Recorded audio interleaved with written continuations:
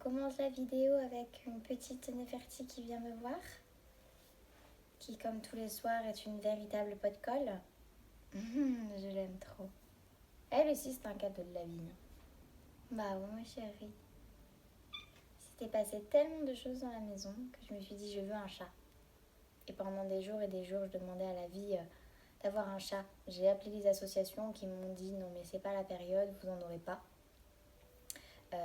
Et au final, j'ai persisté à demander à la vie de m'offrir un chat, notamment Néfertie, j'avais déjà le prénom et tout. et 2 jours après avoir redemandé ça, l'association m'a appelé en disant qu'il y avait des chatons à l'adoption, donc il y en avait 3, un mâle très calme qui était déjà pris, et l'autre femelle aussi très calme qui était déjà pris, et la troisième qui n'était pas prise, qui était plus faux folle et qui avait la queue cassée. Et ben moi j'ai dit tout de suite oui, je la prends et j'en suis très contente. D'ailleurs ça me fait bizarre de voir des chats qui ont une queue droite normale et j'ai pris l'habitude d'avoir un petit chat avec une queue en tire-bouchon. J'ai aussi ma lapine qui a la tête tordue. Donc, je suis abonnée aux animaux qui ont des petits défauts comme ça mais qui sont tellement charmants. Oh ma chérie. Sinon, je suis pas là pour faire cette vidéo pour vous parler de ma minette. Ceci dit, c'est important que je le précise, que c'est un cadeau de la vie, que je l'ai demandé, que je l'ai eu dans un délai très rapide. Je vous raconterai tout ce qui m'est arrivé aussi de merveilleux parce que ma voiture, ça a été la même chose. Donc voilà, mais je suis plutôt là pour vous faire une petite vidéo, pour vous parler un petit peu de comment je me suis éveillée spirituellement, comment j'ai appris aussi que j'avais des dons et de voir plus ça allait et plus ils s'amplifiaient, ils grandissaient, etc. Alors déjà, je pense que je suis née comme ça, avec des facultés, voilà, étant donné que j'ai toujours eu le don de la voyance, mais je l'ai toujours su au fond de moi parce que je savais les choses bien en avance, je voyais des choses, etc. Notamment en rêve, je faisais beaucoup de rêves prémonitoires, j'en fais toujours d'ailleurs, mais c'est moins important, étant donné que j'arrive à trouver une autre alternative pour capter, on va dire, ce qui pourrait se produire, etc. Et ça, je l'ai toujours su. Le magnétisme, ça s'est plus développé une fois que j'étais ici aussi. Enfin, tous les autres, en fait, ça s'est réellement développé. Je pense qu'au fond de moi, je le savais. Je savais que j'avais certaines facultés, certains dons et tout ça. Mais j'en ai réellement pris conscience une fois que j'ai emménagé dans cette maison-là. Donc, c'est-à-dire, ça fait 1 an que je suis ici. Et réellement, c'est hallucinant.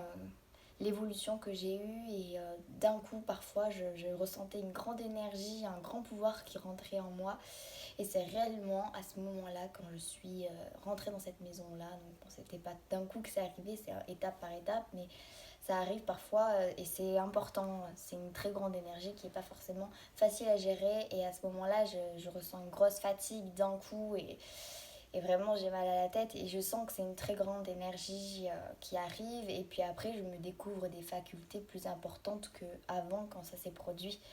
Enfin, quand ça se produit, pardon. Et, euh, et en fait, je pense que le fait d'être dans ma maison, d'avoir ma propre énergie, ma propre déco, mon propre mode de vie, en fait, que je ne partage pas une organisation ou quoi que ce soit d'autre avec quelqu'un d'autre. C'est vraiment ma maison, mon chez moi, mon énergie. Certes, il y a mon fils, il y avait mes lapines. Je dis mais parce que, comme je l'ai dit, j'en avais 2 et que j'en ai plus qu'une. Et j'ai Néfertie, donc forcément il y a d'autres énergies dans la maison, mais c'est surtout que c'est la mienne qui rayonne de partout, c'est mon organisation, c'est moi qui gère toute la maison et depuis que c'est chez moi, et je vais beaucoup mieux. Et c'est un soulagement énorme et c'est à ce moment-là que tout s'est révélé parce que je pense que j'ai pu réellement me concentrer sur moi-même et pas me concentrer sur les autres. Et le fait d'être centrée sur moi-même, ça m'a beaucoup aidée, je pense. Mais ça a été très révélateur, surtout il y a 2 mois, quand j'ai perdu justement Liana, qui est du coup la fille de mon autre lapine qui est toujours en vie, qui s'appelle Amy. Et d'ailleurs, Amy, ça fait 6 ans que je l'ai eu en juillet. Et Liana, elle allait avoir 6 ans le 4 août en fait. Et le 4 octobre, pardon, elle est décédée le 6 août.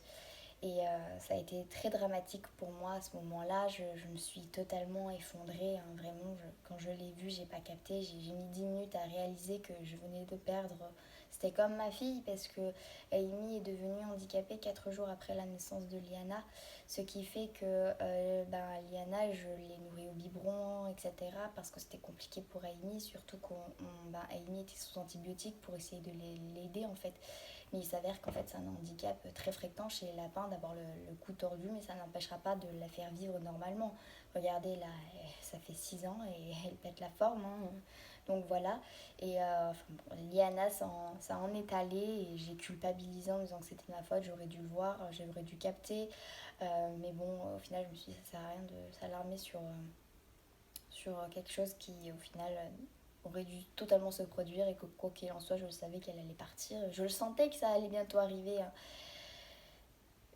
Mais bon, c'était très difficile. Et donc le soir, à un moment, elle est venue me réconforter carrément. Elle a fait 1 heure de route pour venir me voir. Enfin, je dis 1 heure parce qu'une demi-heure aller-retour, ça fait 1 heure, voilà. Mais ça fait quand même pas mal en plein milieu de la nuit de venir me réconforter. Il y en a qui vont pas comprendre parce qu'ils vont se dire c'est qu'une lapine. Mais comme je vous dis, pour moi, c'était comme si c'était ma fille. Donc ça avait une valeur, enfin, c'était l'amour fou. Du coup, tu perds tes poils.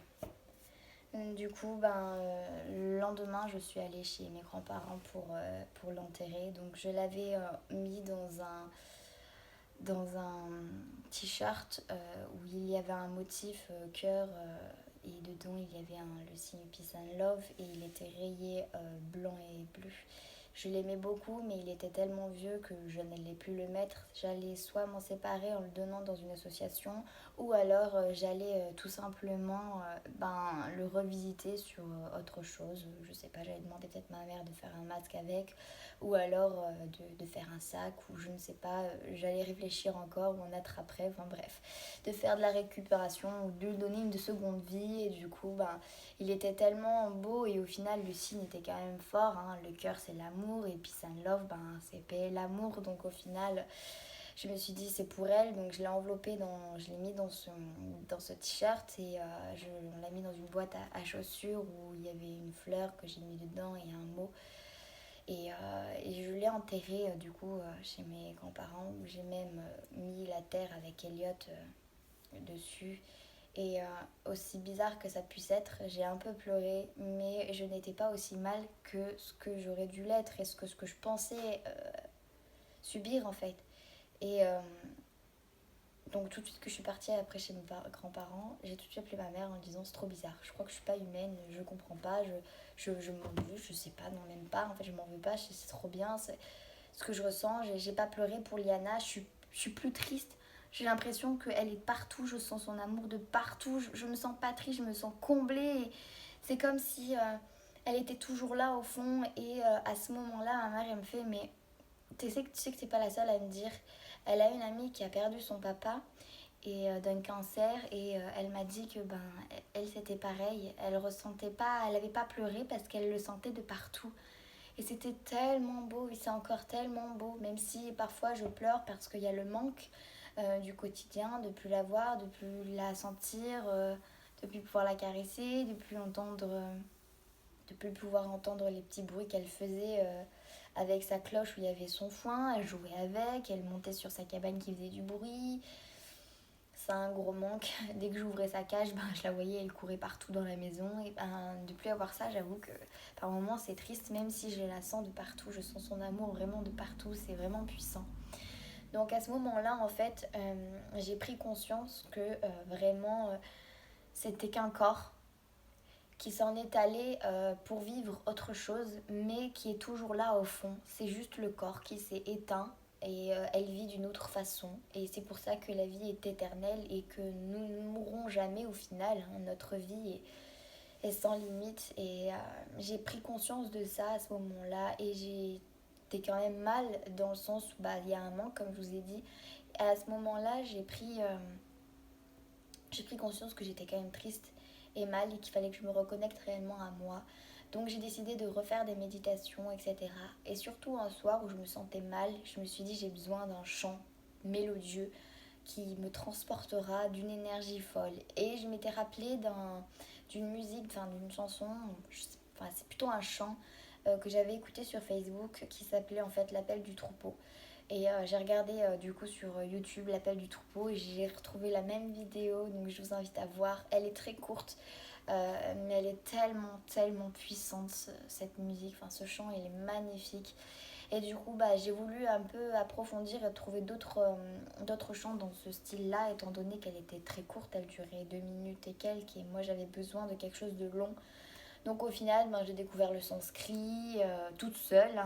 Je suis allée sur internet, j'ai retrouvé un dictionnaire, j'ai trouvé des chants magnifiques. Donc voilà.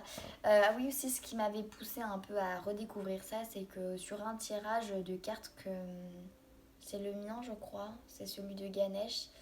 En fait, on parlait du Om Mani Padmeo, donc c'est un chant très puissant aussi, et que ma maman m'avait dit, m'avait invité à l'écouter et à travailler dessus, à faire l'exercice qu'il y avait sur la carte. Voilà. Donc un jour j'ai fait ça, j'ai écouté la musique. J'étais pas emballée dans le fait de chanter les paroles, mais la musique m'a transportée. D'ailleurs j'ai fait un voyage dans mon esprit super, mais je vous en parlerai dans une autre vidéo parce que je vais vous guider un petit peu. J'appellerai ça d'ailleurs le voyage dans son esprit, même si ça peut peut-être ressembler à de la méditation guidée ou de la sophrologie, je ne sais pas, mais pour moi ça sera plutôt le voyage dans son esprit. Donc elle m'a invité à faire ça, et le fait d'avoir fait ça, j'ai pris un peu plus conscience de ce que je pouvais aimer, de ce que je ne pouvais pas aimer. Et en fait elle m'a fait après découvrir une youtubeuse, etc., qui parlait aux anges, etc.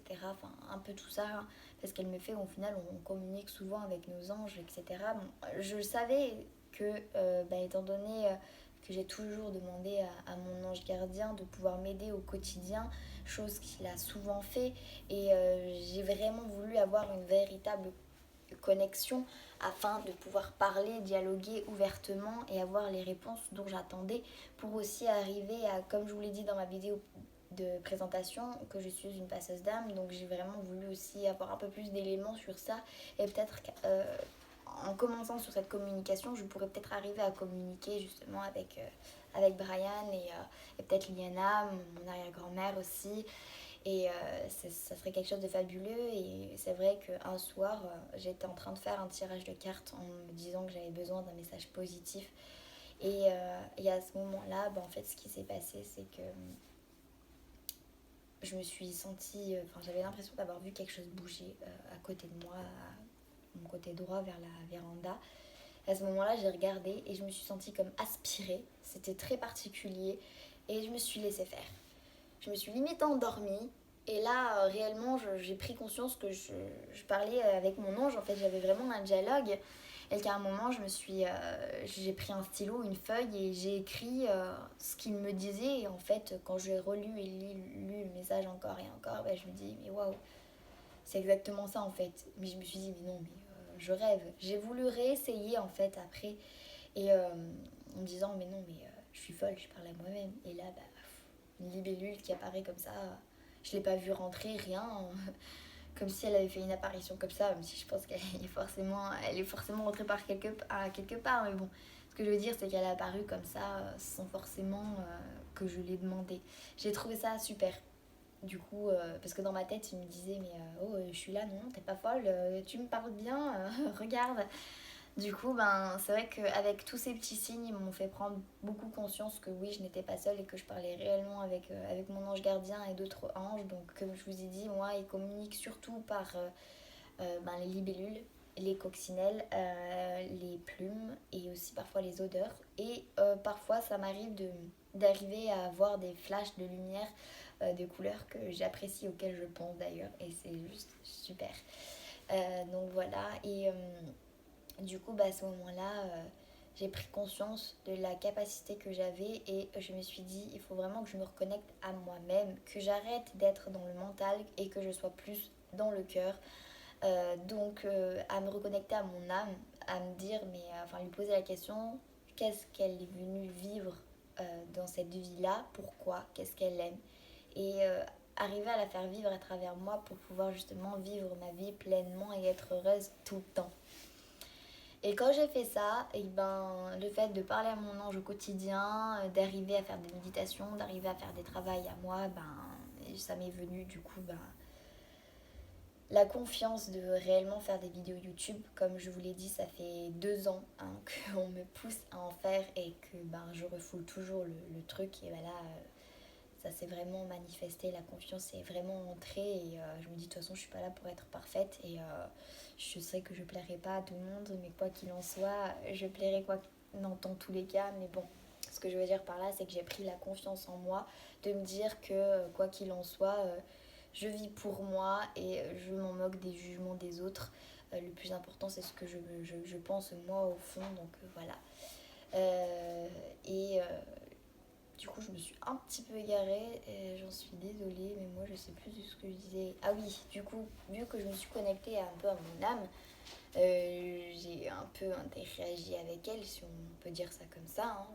Enfin, du moins, je lui ai laissé le message en lui disant il faut vraiment que tu m'aides là, je veux vraiment que tu vives toi-même pour que tu vives à travers moi pour que je sois pleinement heureuse. Montre-moi la direction que tu as choisi de prendre quand tu t'es incarnée dans ce corps-là, parce que j'en prends conscience que ce n'est qu'un corps et que c'est une enveloppe corporelle. En fait, ce n'est pas vraiment ma personnalité en soi. Pardon, j'ai Amy qui fait du bruit aussi. Euh... Amy, merci. Donc je disais que oui, une fois que je me suis connectée à tout ça, en fait, je me suis pris de passion. En 2 jours, je me suis pris de passion pour les plantes. Mais vraiment folle. J'ai toujours aimé les plantes, hein, réellement. J'ai toujours aimé en avoir un peu, etc. Mais comment vous dire qu'en une semaine, une semaine et demie, 2 semaines, je me suis retrouvée de 18 plantes à 70. Pour vous dire. Et j'en ai encore qui viennent s'offrir à moi. D'ailleurs, je suis inscrite sur Facebook pour échanger des plantes. Donc si ça vous intéresse d'échanger quelques plantes avec moi, il n'y a pas de souci. Vous m'envoyez un message sur Instagram en message privé, il n'y a pas de souci. J'ai envie de faire cette expérience de pouvoir échanger des plantes parce que j'adore ça. Je vis que pour les plantes maintenant, vraiment, c'est une vraie passion. Mais pourquoi, je ne sais pas. Donc en fait, je me suis découvert le talent d'avoir la main verte. Et vraiment, j'ai très très très peu de pertes sur les boutures que je fais, les expériences que je fais. Hein, très très peu. Vraiment, pour vous dire, une fois, et la meilleure amie de ma mère, j'ai récolté, je crois que j'avais pris 13 plantes qui étaient en train de mourir. Et ben j'en ai perdu 2. Et le reste, elles sont magnifiques, mais grandes, splendides, joyeuses. Enfin, c'est trop bien. Amy, t'es pénible là. Arrête. Je crois qu'elle est en train de faire une grossesse nerveuse. Ça, c'est horrible. Vraiment très pénible. Enfin bon, voilà. Je crois que j'ai fait un petit peu le tour. Je vous reparlerai un petit peu des autres dons qui se sont offerts à moi quand je me suis réellement connectée à mon être intérieur, en fait, à mon esprit, à mon âme et avec les anges. Je vous parlerai un petit peu de... J'ai fait un peu une liste de mes capacités et ce que je serais capable d'en faire parce que je veux vraiment pouvoir mettre toutes mes capacités à profit, d'aider les gens au maximum parce que bon, c'est bien de rester dans un petit coin, d'avoir des dons et des capacités, mais si c'est pas pour aider les autres, j'en vois pas trop l'intérêt. Donc voilà, et je vais arrêter là parce que Amy est vraiment très brillante et j'en suis réellement désolée. Et du coup, vous avez peut-être fait la rencontre de ma petite Néferti qui est toute mignonne avec sa queue cassée. Oh oui, tu m'aimes toi aussi? Et je remercie la vie de me l'avoir fait connaître, cette petite minette. Et je remercie la vie de m'avoir fait rencontrer aussi Liana parce que c'était juste une lapine formidable et je l'aimais de tout mon cœur. Même si ce n'est qu'un lapin, et je vous assure que ça donne beaucoup, beaucoup d'amour et beaucoup de joie. Et elle était très intelligente et très affectueuse. J'essaierai de retrouver des photos d'elle quand elle était pépé. Elle se couchait là, elle dormait, elle se mettait dans mes cheveux. C'était trop mignon. Enfin voilà, et maintenant je vais vous dire à bientôt.